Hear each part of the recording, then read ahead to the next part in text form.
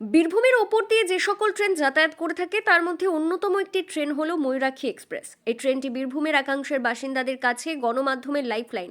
আর এই ট্রেনে এবার যুক্ত হলো AC3TR, অর্থাৎ কাঠফাটা রোদের গরম হোক অথবা প্যাচপ্যাচে গরম, কষ্ট করে আর যাতায়াত করতে হবে না।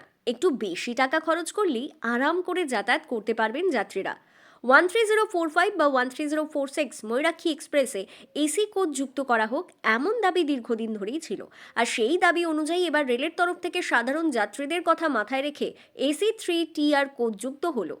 ইতিমধ্যে এসি কোচ নিয়ে ময়ূরাক্ষী এক্সপ্রেস হাওড়া থেকে দেওঘর ও দেওঘর থেকে হাওড়া যাতায়াত করছে। তবে এই ট্রেনের এসি কোচে যাতায়াত করতে হলে অবশ্যই একটু বেশি গাঁটের খড়ি খরচ করতে হবে।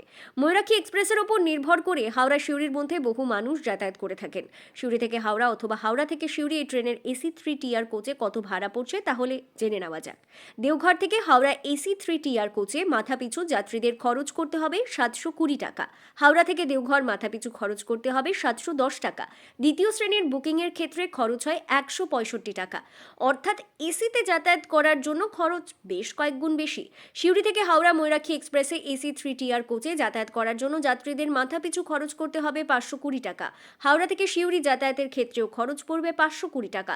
দ্বিতীয় শ্রেণীর বুকিংয়ের ক্ষেত্রে খরচ হয় 115 টাকা। সিউড়ি থেকে কোনো যাত্রী যদি দেওঘর যেতে চান তাহলে AC3TR কোচে বুকিংয়ের জন্য খরচ হবে হাওড়ার মতোই 520 টাকা।